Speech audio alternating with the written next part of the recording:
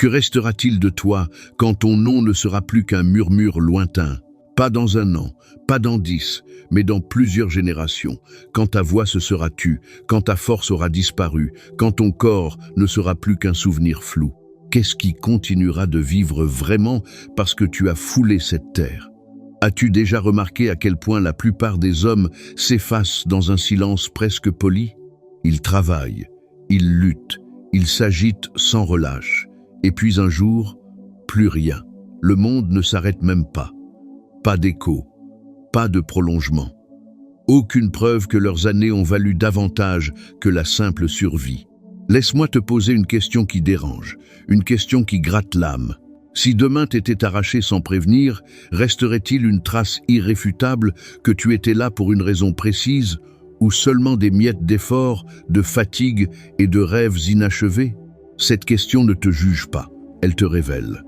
La majorité pense qu'un héritage se construit à la fin du chemin. Erreur profonde. Il se forge chaque jour dans des gestes si minuscules qu'ils paraissent inoffensifs. Ignore-les et ta vie se dissout dans la routine grise. Respecte-les et le temps devient ton allié le plus fidèle. J'ai vu des hommes courir après la gloire, l'argent, le confort, persuadés que cela leur survivrait. Pourtant, à l'heure dernière, aucune de ces choses n'a répondu à la seule question qui compte vraiment. Suis-je devenu l'homme que j'étais destiné à être? Un héritage n'est pas ce que tu laisses derrière toi, c'est ce qui continue d'avancer parce que tu as existé. C'est cette influence invisible qui circule encore dans les esprits, dans les valeurs, dans les choix, longtemps après que tu sois parti. Et ça se construit ou se détruit un jour à la fois. Voici le piège que tu dois voir en face, sans détour. Personne ne se réveille un matin en ayant détruit son héritage. Il s'effrite lentement, par des journées sans intention, par la discipline remise à demain, par la confusion entre agitation et progression. Dis-moi sincèrement, combien de matins commences-tu sans un plan qui te prend à la gorge?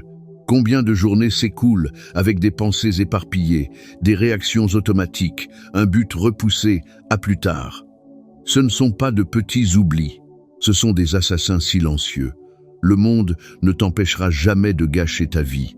Au contraire, il t'y encourage, il récompense la distraction, il glorifie le confort, il célèbre le bruit.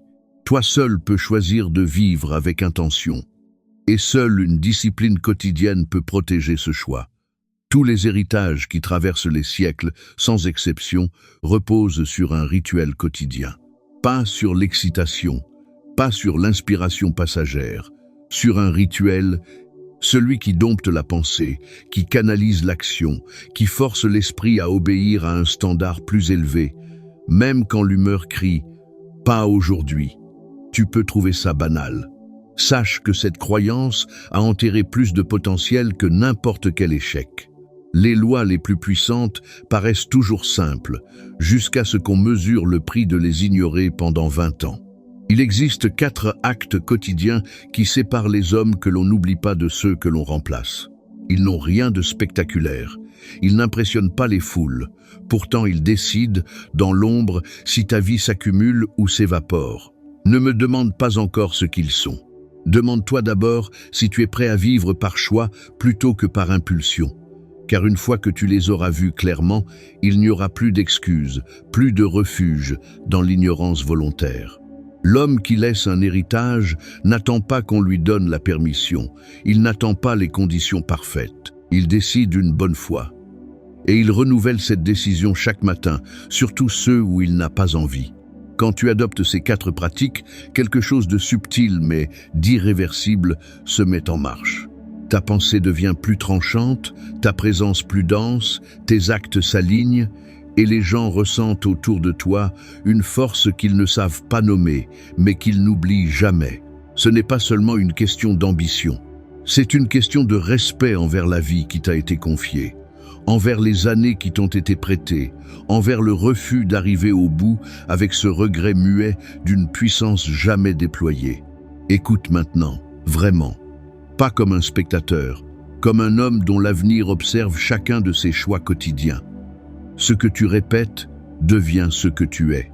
Et ce que tu es, répété assez longtemps, devient ton héritage. Si tu veux laisser quelque chose qui ne meurt pas avec toi, le travail ne commence pas un jour. Il commence aujourd'hui. Il commence par ce que tu fais chaque jour. Principe 1. Domine ton esprit avant que le monde ne le fasse à ta place. L'héritage commence là où presque personne ne regarde, à l'intérieur des frontières de ta propre pensée. Un homme qui ne gouverne pas son esprit chaque jour finit par exécuter les plans, les peurs, les urgences et les humeurs des autres. Il peut sembler actif, même prospère, mais il est gouverné de l'intérieur, et un homme gouverné ne laisse aucun héritage, seulement des traces d'efforts qui s'effacent avec le vent. Dériver n'est pas un manque de talent, c'est un échec de gouvernement mental. J'ai vu des êtres d'un talent rare gaspiller des décennies entières parce qu'ils n'ont jamais appris à décider quelles pensées avaient le droit de rester dans leur tête. Leur journée était pleine, mais leur direction absente. Pas d'héritage possible sans autorité intérieure, car ce qui n'est pas gouverné ne dure pas. La plupart vivent mentalement occupés, mais pas mentalement dirigés. Leur esprit est encombré d'impressions, d'opinions, de craintes, de désirs volés ailleurs. Ils réagissent toute la journée et appellent ça penser. Or, réagir n'est pas penser, c'est capituler.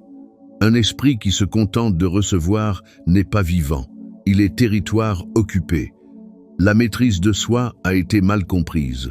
Ce n'est ni réprimer les émotions, ni nier les sentiments, c'est régner. C'est l'acte calme et délibéré de choisir quelles idées ont le droit de rester et lesquelles doivent être expulsées. Chaque jour, que tu le veuilles ou non, tu fais un recensement de tes pensées. Certaines idées reçoivent l'asile, d'autres traînent sans contrôle.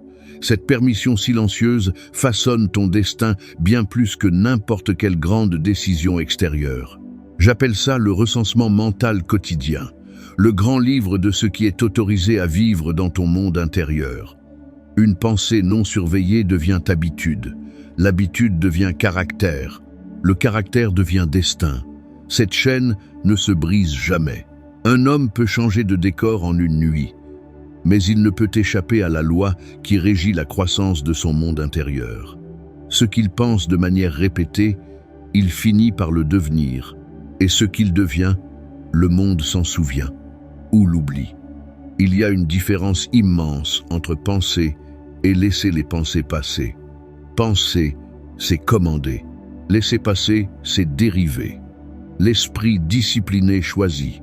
L'esprit indiscipliné absorbe. L'un construit, l'autre érode. L'un laisse un héritage, l'autre laisse du chaos. Les grands leaders paraissent calmes, non parce qu'ils ressentent moins, mais parce qu'ils ont décidé il y a longtemps ce qu'ils refuseraient de penser. Ils se sont entraînés à fermer la porte aux paniques, à la rancune, à la peur. Leur calme n'est pas une question de tempérament, c'est une politique. C'est le fruit d'une longue obéissance à une loi intérieure. Pendant les heures les plus sombres de la nation, Abraham Lincoln s'est forcé à retenir les pensées impulsives. Il écrivait des lettres qu'il n'envoyait jamais. Il retardait ses réponses jusqu'à ce que l'émotion cède à la raison. Il savait qu'une seule pensée incontrôlée, une fois lâchée, pouvait coûter des vies et briser l'histoire. Sa grandeur reposait sur la retenue bien avant de reposer sur le pouvoir. Andrew Carnegie appliquait la même discipline. Il refusait de nourrir la rancune. Il refusait de ressasser les offenses. À la place, il orientait sa pensée vers la coordination, l'harmonie, le but, pendant que les autres débattaient, lui organisaient, pendant que les autres réagissaient, lui planifiaient. Son héritage n'est pas né de la force de caractère, mais de la force d'ordre mental. Le prix du désordre mental ne se compte pas en jours ni en années, mais en décennies. Une seule décision réactive se multiplie en habitude réactive. Une saison de pensée errante devient une vie entière de correction. Les hommes ne perdent pas le temps d'un coup. Ils le laissent s'écouler goutte à goutte par la pensée non gouvernée. Les bâtisseurs d'héritage commencent chaque journée par la pensée avant l'action. Ils ne laissent pas le monde dicter la tonalité de leur esprit. Ils choisissent leur posture intérieure avant que la première exigence arrive. Ce n'est pas de la mystique, c'est de la stratégie. Un homme qui commence la journée dominée la termine épuisée. La répétition est la machine de l'autorité. Chaque fois que tu choisis une pensée délibérément, tu entraînes ton subconscient à obéir. L'esprit apprend par l'usage, pas par l'intention. Une pensée maîtrisée une fois demande de l'effort. Une pensée maîtrisée tous les jours devient instinct. Ainsi, le gouvernement intérieur devient permanent. Quand cette discipline s'approfondit, les autres le perçoivent. Ils ne peuvent pas le nommer, mais ils le sentent.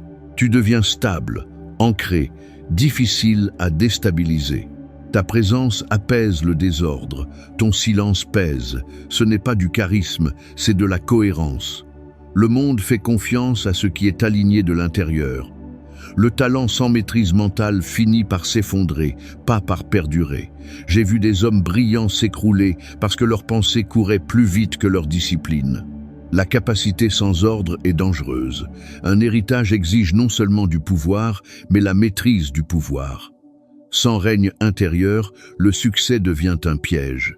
Il doit y avoir chaque jour un moment de réflexion silencieuse avant que le monde parle. Pas pour fuir, mais pour commander. C'est là que se fait le recensement. C'est là que les pensées sont pesées, rejetées ou admises. 5 minutes d'ordre intérieur peuvent épargner des mois de réparation extérieure. Chaque jour gouverné économise des mois de correction plus tard. Une année de pensée disciplinée évite 10 ans de regrets. Le temps compose dans les deux sens, par l'ordre ou par la négligence. L'homme qui gouverne son esprit chaque jour économise silencieusement des décennies de vie. Prononce ceci non comme un réconfort, mais comme un ordre jusqu'à ce que ton esprit obéisse sans résistance. Je gouverne mes pensées. Je n'autorise que ce qui me renforce. Je me domine avant de dominer les circonstances. Aucune pensée n'entre dans mon esprit sans mon accord. Cette discipline transforme l'homme réactif en autorité intérieure. Il ne vit plus à la merci de l'impulsion. Il agit à partir de principes, et des principes pratiqués quotidiennement deviennent présence. La présence devient influence. L'influence devient héritage. Ce que tu gouvernes à l'intérieur est ce que le monde se souviendra à l'extérieur. Le premier legs que tu laisses n'est ni l'argent, ni le statut, ni les louanges. C'est l'ordre de ton esprit manifesté dans ta vie. Gouverne-le chaque jour et ton nom portera du poids longtemps après que ta voix se soit éteinte. Principe 2. Rends chaque jour un service qui dépasse toute mesure. L'héritage ne naît pas de ce que tu obtiens pour toi-même, mais de ce qui continue de vivre parce que tu as été utile. L'histoire retient les contributeurs, pas les performeurs. Les applaudissements s'évanouissent vite, mais l'utilité résonne à travers le temps. On peut impressionner une foule 1 heure. Seule l'utilité te fait souvenir quand la foule est partie. On a pris le service pour du sacrifice. En réalité, c'est un investissement. Chaque acte utile, offert sans exigence immédiate, plante un crédit invisible dans le grand livre de la vie. La vie fait avancer celui qui fait avancer de la valeur avant même qu'on la demande. Ce n'est pas de la charité, c'est une loi. J'ai observé que l'homme qui commence par « qu'est-ce que j'y gagne » reste petit, tandis que celui qui demande « qu'est-ce que je peux améliorer » grandit au-delà de tout calcul. L'un mesure l'effort à la récompense, l'autre mesure la récompense à l'effort. Un seul de ces deux hommes laisse quelque chose derrière lui. Le service quotidien tisse des alliances silencieuses avec les gens et avec les circonstances. Les patrons ne le félicitent pas toujours. Les voisins ne le remarquent pas forcément. La famille peut même l'ignorer au début. Mais la loi, elle, ne l'ignore jamais. Le service s'accumule dans l'ombre jusqu'au jour où la vie répond comme par hasard. Pense au jeune employé qui a aidé une vieille dame alors que ça ne lui rapportait rien. Ce geste n'était pas seulement gentil, c'était l'obéissance à une loi. Il s'est aligné sur l'utilité quand aucune transaction n'existait. Cet alignement a réorganisé son avenir pour toujours. Thomas Edison obtenait une loyauté exceptionnelle non par l'argent, mais par le sentiment partagé d'être utile. Ses collaborateurs travaillaient au-delà du raisonnable parce qu'ils se sentaient partie d'une construction qui comptait. Les hommes supportent les épreuves avec joie quand ils croient que leur service a du sens. L'argent achète du travail, le sens achète la dévotion. J'appelle ça la loi de la contribution silencieuse.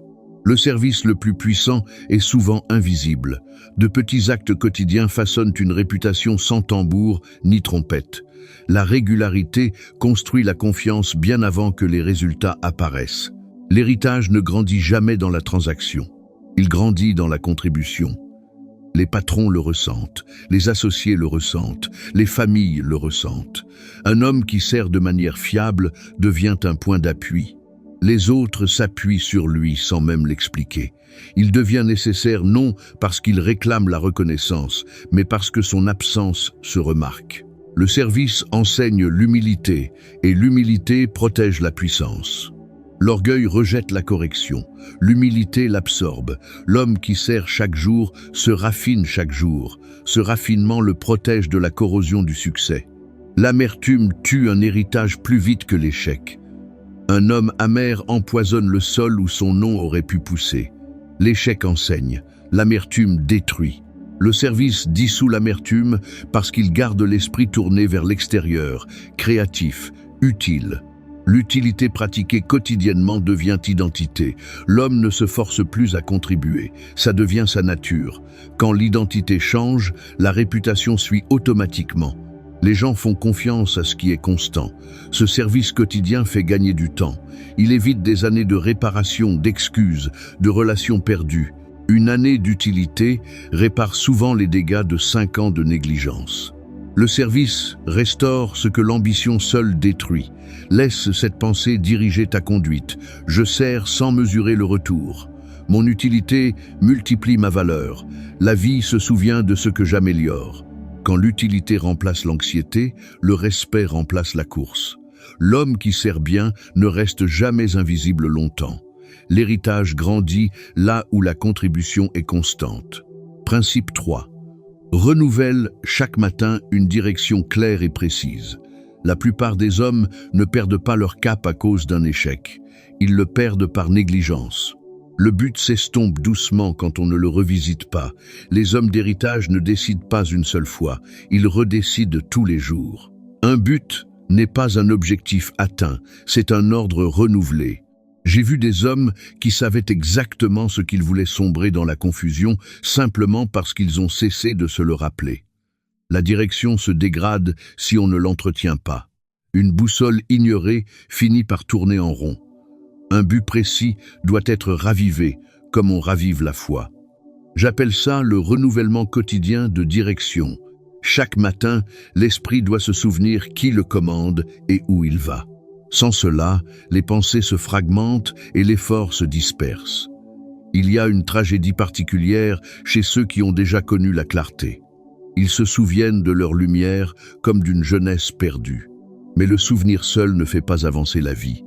La décision, oui. Un but est une chose vivante. Il faut le nourrir. Henry Ford a affiné sa direction à travers la résistance. Chaque obstacle lui montrait ce qu'il refusait d'abandonner. Ses méthodes ont changé 100 fois, mais son but, jamais. Cette distinction lui a épargné des décennies d'errance. Le docteur Frank Gonzalez proclamait son intention avant même que la preuve existe. Il le disait à voix haute, jusqu'à ce que son propre esprit lui obéisse. Cette obéissance organisait les circonstances. La direction précède toujours l'opportunité. Une clarté quotidienne épargne des décennies d'errance. Une année vécue avec direction vaut 10 années vécues à la dérive. La différence n'est pas dans l'effort, mais dans la visée. J'appelle ça l'étalonnage quotidien de la boussole mentale. Chaque jour, la boussole doit être réalignée. Le subconscient ne répond qu'à la répétition. Une décision unique est une étincelle. Une décision répétée est un incendie. Quand le but est renouvelé chaque jour, les opportunités se filtrent d'elles-mêmes. Les distractions perdent leur attrait. La peur s'affaiblit. L'homme ne se demande plus quel chemin prendre. Il le reconnaît instinctivement. L'indécision multiplie les regrets. Chaque choix reporté entraîne l'hésitation. Un homme qui retarde sa direction apprend à son esprit à douter de lui-même. La confiance s'effrite par le retard. Les autres sentent la direction immédiatement. Ils font confiance à ceux qui savent où ils vont, même si la route est rude. La certitude attire la coopération, l'incertitude la repousse. La persistance n'est pas de l'entêtement. L'homme d'héritage ajuste la méthode, mais ne trahit jamais le but. Il plie sans rompre, c'est pourquoi il dure. La direction apaise la peur. Un esprit qui sait où il va se repose.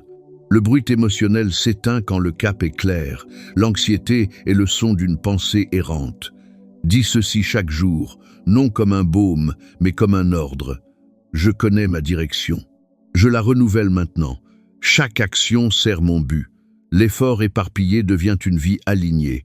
Une vie alignée devient un impact mémorable. Un homme qui renouvelle sa direction chaque jour ne perd pas des années à se chercher. Il se construit délibérément. Principe 4. Agrandis-toi chaque jour au-delà du confortable. L'héritage n'est pas ce que tu laisses derrière toi. C'est celui que tu deviens avant de partir. L'influence d'un homme ne vient pas seulement de ses biens, de son rang ou de sa réputation. Elle vient de la taille de l'homme intérieur qu'il a bâti par la discipline. Le confort ne construit jamais cet homme-là. Le confort le dissout doucement. J'ai vu le confort effacer plus d'héritage que l'échec n'en a jamais détruit. L'échec réveille souvent l'effort. Le confort endort l'esprit avant que le travail soit fini. Le monde glorifie la facilité, mais la facilité vole peu à peu la fin qui crée les grandes choses. Un homme qui cherche le confort tous les jours finit par n'être souvenu que pour avoir existé. On prend la persistance pour de l'endurance seule. En vérité, c'est une expansion. Chaque jour où tu pousses au-delà des limites d'hier, l'homme intérieur grandit. Sa capacité augmente, sa vision s'élargit, sa force s'accumule. Ce n'est pas de la souffrance, c'est de l'élargissement. J'appelle ça la loi de l'agrandissement quotidien. La répétition fabrique l'inéluctable. Un seul effort prouve peu. 1000 efforts répétés façonnent le destin. L'homme qui grandit chaque jour devient incontournable. Son influence s'étend parce que son caractère s'étend. La vie ne peut pas refuser l'homme devenu plus grand que l'obstacle dressé devant lui. La grandeur de Thomas Edison ne résidait pas seulement dans ses inventions, mais dans sa volonté de continuer quand les résultats tardaient. Chaque échec renforçait sa patience, aiguisait son imagination, augmentait son endurance. L'homme qu'il est devenu était plus grand que n'importe quelle machine qu'il a créée. Abraham Lincoln a été façonné par la défaite bien avant que la victoire lui confie le pouvoir. Chaque perte agrandissait son humilité, sa retenue, sa compréhension des hommes. Quand l'histoire l'a appelé, il avait déjà grandi jusqu'à la stature de leader. Le confort l'aurait détruit, la lutte l'a préparé, la résistance est la preuve de la préparation. La vie ne charge pas les petits hommes de grands fardeaux, elle étire ceux qu'elle veut utiliser. Chaque difficulté agrandit l'âme qui l'affronte sans reculer. Grandir n'est jamais agréable, mais c'est toujours rentable. L'habitude est le destin en construction. Ce que tu répètes chaque jour devient ta nature. Le confort répété chaque jour rétrécit la capacité. La discipline répétée chaque jour l'agrandit. L'homme qui accepte de petits inconforts aujourd'hui évite des regrets catastrophiques demain. La douleur payée d'avance est un investissement. La douleur différée est une pénalité. Il y a une illusion qui détruit beaucoup d'héritages. Croire qu'on est arrivé. L'arrivée est le début du déclin. Dès l'instant où un homme pense que grandir n'est plus nécessaire, la stagnation commence. La loi ne dort jamais. Ceux qui n'avancent pas reculent lentement. Les hommes d'héritage restent élèves pour toujours. Ils ne prennent pas l'expérience pour une fin. Ils affinent, ils ajustent, ils approfondissent. Cette humilité les fait grandir longtemps après que les autres se soient installés dans la routine. Le monde se souvient des apprenants parce que les apprenants restent vivants. Les autres perçoivent cette expansion instinctivement. Ils voient une force calme là où les autres montrent de la tension. Ils ressentent une assurance qui n'a pas besoin de crier. Cette assurance silencieuse est la marque de l'homme qui a grandi au-delà du besoin de faire ses preuves. La foi à ce niveau est l'action continue sans preuve. C'est le refus de reculer simplement parce que les résultats tardent. La foi grandit par le mouvement. Chaque pas fait dans la discipline renforce la croyance. L'homme qui avance chaque jour devient inébranlable. La stagnation commence à l'instant où la croissance s'arrête. Le déclin ne prévient pas. Il arrive déguisé en repos, en routine, en justification.